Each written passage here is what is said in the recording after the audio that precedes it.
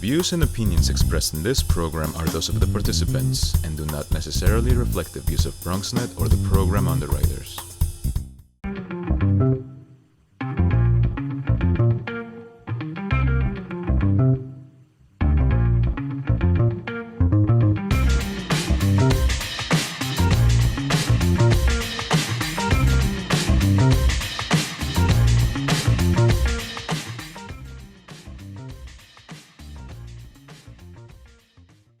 Hey there, welcome to the Bronx Buzz. This is BronxNet's program where I think you know by now, we talk to journalists and writers and editors and photographers and filmmakers.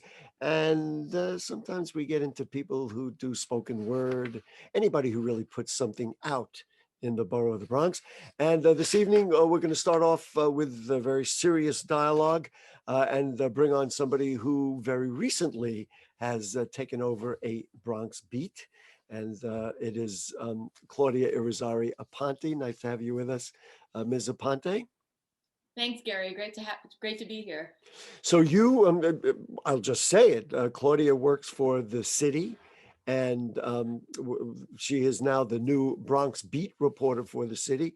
But since this is your first time on the program, let's talk about who you are so people can get an idea of who's writing when they see what you write. So just a little background. Why did you get into journalism and how did you land here in the borough of the BX? For sure. So I was born and raised in Puerto Rico. I lived there my entire life.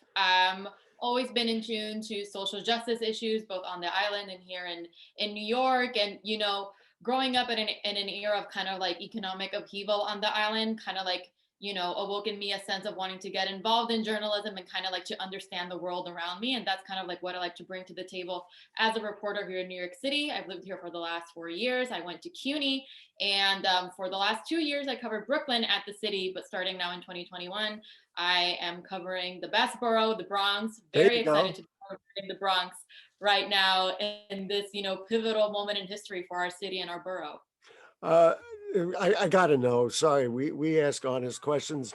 Are you patronizing me by saying it's the best borough? Or do you really believe that it is the best borough? I do believe that. I mean, coming as someone, you know, from Puerto Rico, the sixth borough, we have a very close connection to the Bronx. I unfortunately do not live in the Bronx, but I live very close by. I spend a lot of time there, both for work and in my personal capacity. I love the Bronx. It has the best people, a lot of the best food, and, you know, tons to offer. Though I am a Mets fan. I'm a Mets fan too. Shh. But listen, you're checking off all the boxes there. That's right. You're checking off all the boxes. Last thing before we get serious, we are going to talk about voting and the special elections that are coming up. Why is it that you like to report? What is it that gives you that energy that says, "Hey, this is what I want to do"? You know, it's for me, it's more than about, you know, giving a voice to the voiceless. I feel that a lot of people in our city, and that is especially true for the Bronx, have a voice. It's just a matter of uplifting them and having their voices heard.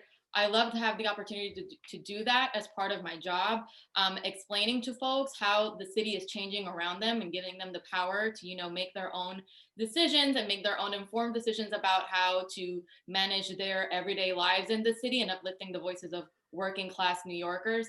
That is always a huge thrill. And I have to say, one of the things that I love about journalism is being able to approach a lot of different topics, you know, without having to be the thing, you know, being able to talk about history, being able to talk about labor, housing, and all these different types of topics that we interact with in our day-to-day life, especially over the last year with, you know, public health, without necessarily having to be an expert, and to get the opportunity to talk to a lot of different people is definitely, you know, a huge privilege for me in this job, and a reason why I love it so Boy, am I much. glad that the city was smart enough to put you in the Bronx. Uh, and I mean that you know, with utmost respect. Let's talk about the special elections coming up. We at BronxNet, and particularly me, because I moderate all the debates, have been counting not only the two special elections coming up, but the very busy spring we're going to have with all the city council races and the mayor's race and the borough president's race. Let's talk about the two special elections coming up. You wrote a piece, everything you need to know about the special elections in the Bronx and Queens.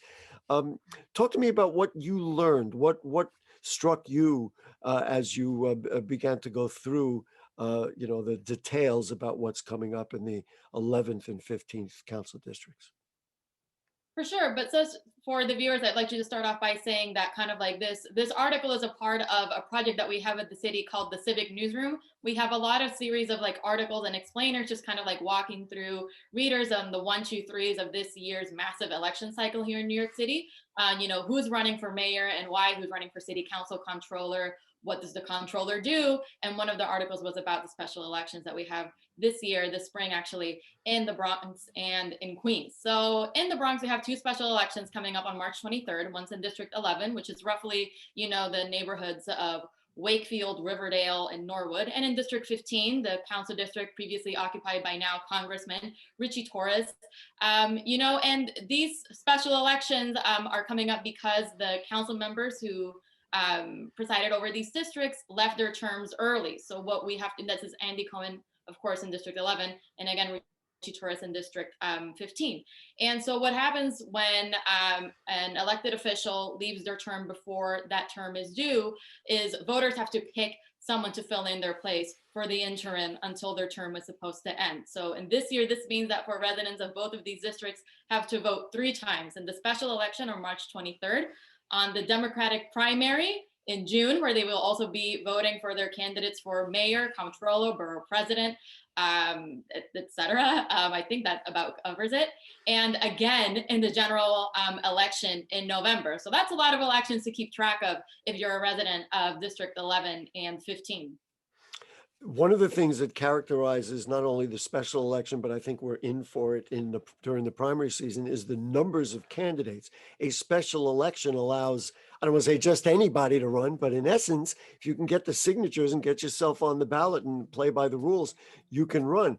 In the 11th council district, there were 5. There's now a 6th. A guy named Kevin Pasmino has just added himself to the ballot with a submission of signatures. But in the 15th, I'm trying to make sense of it. There are 10 candidates.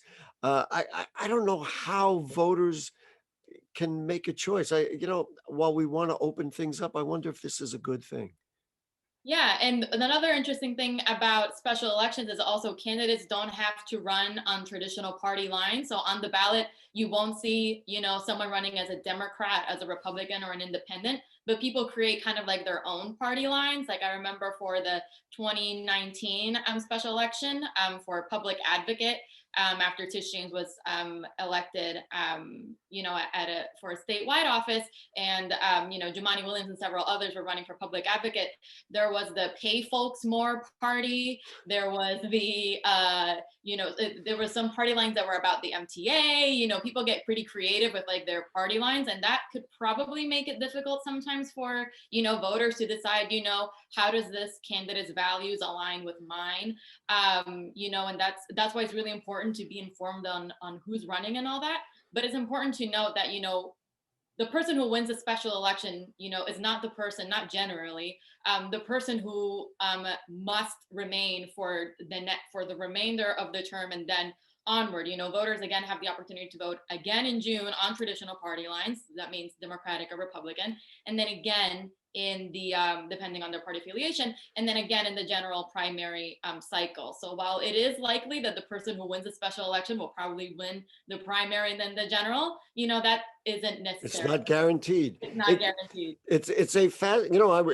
Just you're mentioning that has me wondering. Gee, I wonder if we could come up with a better way of handling this, because you presented it perfectly. You're asking voters to come out 3 times. And there is activity, especially in the Bronx, a real interest in public participation and voting and all that kind of thing.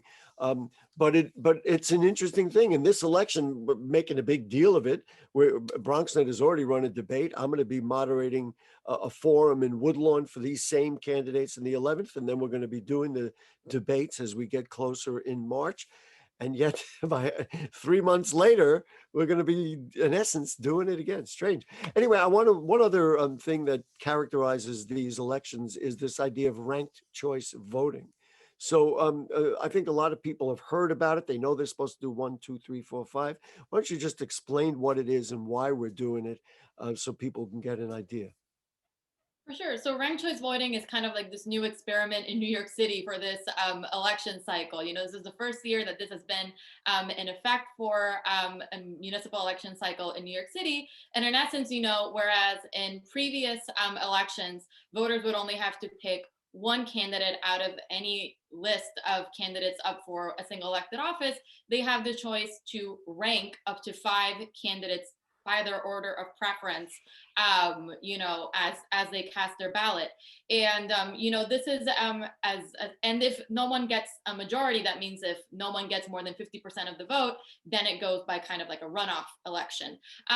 So the first big test for ranked choice voting was at the Queens election in last week on February 2nd. I believe it was District 24, but I might be mistaken about that. And there was one candidate that won more than 50% of the vote, so it didn't go in a runoff. But the idea of ranked choice voting is for candidates to not have to coalesce behind a single candidate, to give voters an option to really rank and decide what candidates really speak to them the most, and kind of in a way democratize the entire process, so that not one candidate comes out on top. The idea is to make the election a little bit more competitive and equitable. And it'll be a real big challenge for voters this year, because not only, especially for voters who live in districts 11 and 15 in the Bronx, not only are we asking them to come out 3 times this year to vote, but also they kind of are the very first in the city to among the first in the city actually, to test out this new form of voting. It's if I was complaining, and you'd mentioned it already a couple of times, the whole notion of 3 times coming out to vote,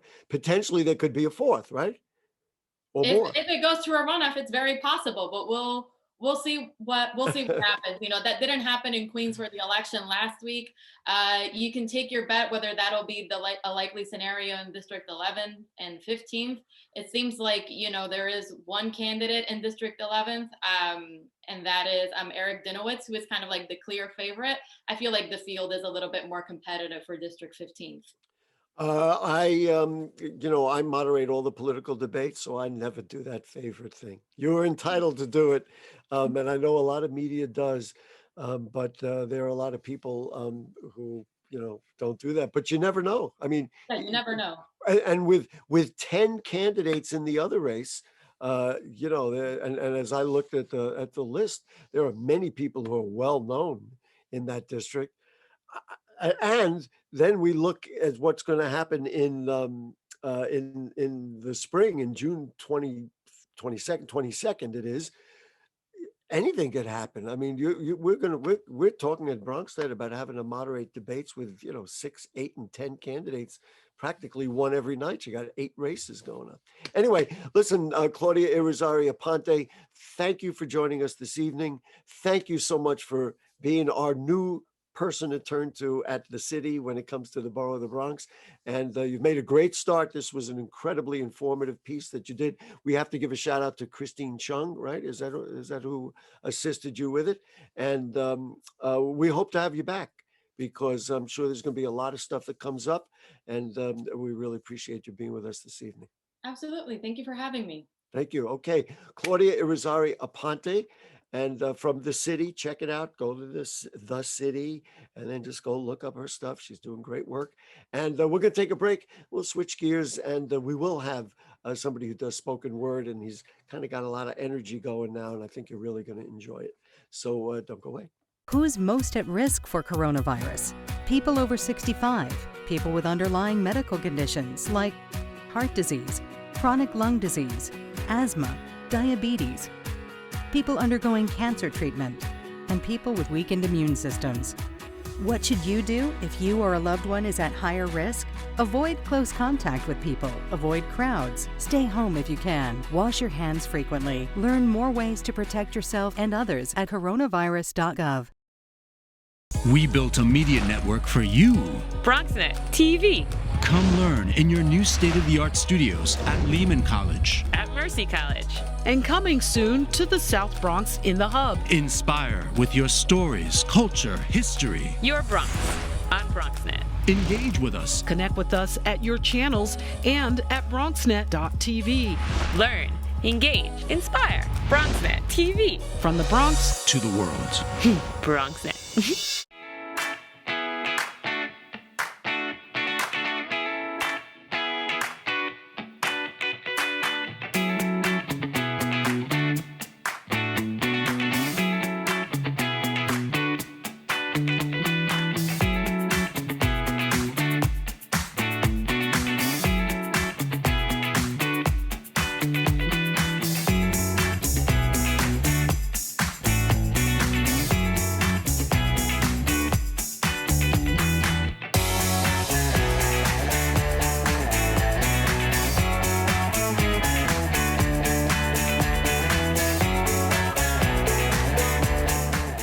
Okay, back with you on the Bronx Buzz. I am always excited when young Bronxites who are talented and smart and doing the right thing and doing good things come on our program. He's so embarrassed, but he's very nice. Matty Sanchez is with us. Nice to have you with us, Matty. Pleasure's all mine. So, all right, now I'm going to just let you speak.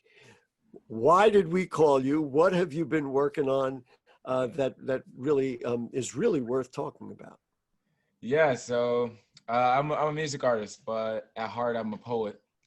And for about 2 years now, about 4 years, I've been writing poetry. And recently, over this year, I started getting more serious about music, and I've been developing an album in the Bronx here with my production company, with Cash Productions.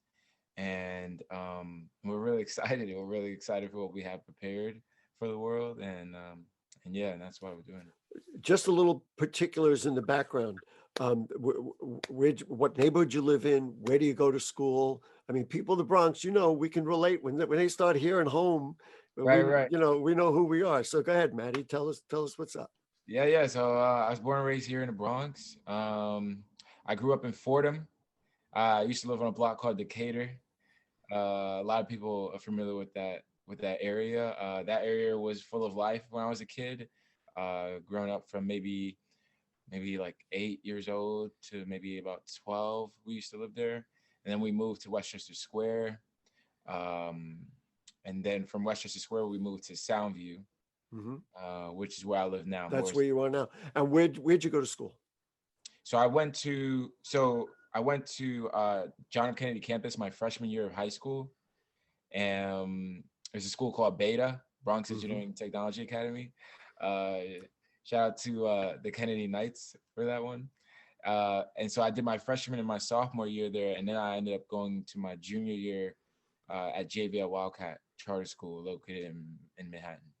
What I really want to get at is where did you get the inspiration? One of the things that came up in an article we could credit our friends at the Bronx Times was Urban Word NYC. What motivated you? What got you going? So you were like, other than just had this idea in your head, that you'd put it out. Yeah. So my poetry is very. It talks about racial things. It talks about depression. It talks about mental health, and that's something that I've struggled with my whole life. And so I literally saw a video one day of someone performing spoken word poetry, and I was like, man, I want to do that. And I connected with Urban Word NYC through a mentor of mine. And so that's how that relationship started with everything. Had you ever thought that you were going to be the guy who was going to be making the music? You had the ideas in your head, but did you say, wow, that is me? Or this was something you learned to be? Well, it was definitely something I learned to be. I gave a poem one day. I did a poem, and a kid came up to me afterwards, and he said, I think you should make music. And I only started music because of that kid. Is it tuneful music, or is it music that is good because of its rhythm and its impact? In other words, are you a real singer in that way, or are you really? I don't want to characterize it. How do you see it as a musician? It's like pop, hip hop. It's exciting. All right. So when are we going to? You know what? Let's do this. Let's play a clip of a spoken word thing that is very powerful and dramatic. We're going to do that, and then we'll come back, and then we'll talk about the transition into music. Does that work? That sounds great. Great. Okay. So here it is. Do we have a title for this? You can give it the title. Yes, to my father who was never around. Unfortunately, something I think many of us can relate to. Yeah. So here it is, ladies and gentlemen. Please enjoy Matty Sanchez. To my father who was never around. I've spent most of my life wondering what my life would have been like had I been raised by you. Days in which I would wonder how it would have felt to play catch with the man I would hope to become like one day. When I was younger, I would imagine playing football on the football field, running and jumping, hike, he might say. And ever so swiftly, I would dash to the 40-yard line to make a cut. So quick, they would have been calling me OBJ, but again, I'm only imagining. Days where I would then sit down in front of you and learn what it was you thought it meant to be a man, but you were never around. When I was younger, I was wondering how I was going to become something I've never seen, something I've never felt, something I've never heard. It was because of your absence that made me insecure as a child. I would see other children playing catch with their fathers, young boys playing catch with their dads, but I don't blame you. I'm sure if it wasn't for the system, your desire to be pleased was the only thing you were thinking about. You left me, my brother, and my sister alone with no father. And without that king and queen, I probably wouldn't even be here now. But I've grown from that young, insecure boy.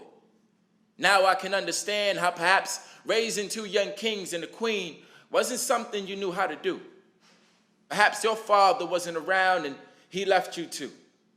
So of course, it only makes sense that you did the one thing you knew exactly how to do, and that's leave. Well, there you go, Matty. And it really is powerful. It's informative. Is it difficult to get to a point where you can write and speak in public something as personal and important as that? It definitely is.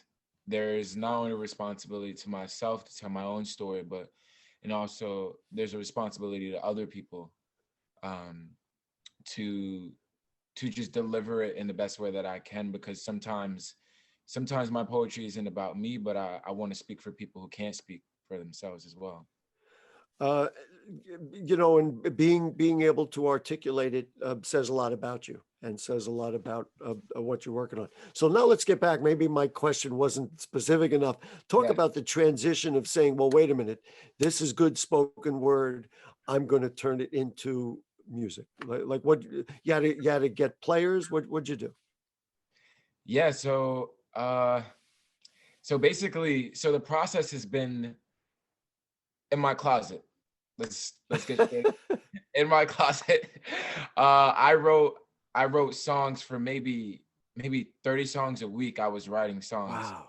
And I was just throwing it on my Instagram. I didn't really care about, I was just making music at that point. And mentors came into my life, people who are on our production team, and they kind of shaped what I was already doing, into a mold and gave me structure to the point where for me to give them an idea, I would go into my closet, record into an app that allows me to record the music and lay over multiple vocals. And I will put that and condense it into an MP3 file and send it to them, and that's how the idea, and that's how they first believed in me, was off of a voice memo. But you know what I really appreciate, I got to tell you, is that you weren't somebody, and not that there's anything wrong with getting, however you get there, but you weren't one of these people who said, I think I want to be a musician. I'm going to be famous. I'm going to tell that it just had an organic development, and you were like riding down the stream and said, oh, well, then now this is what I probably ought to be doing. Right? Do I have that right? Yeah, that's exactly how it happened. So now let's see, you've done the spoken word, people can see that.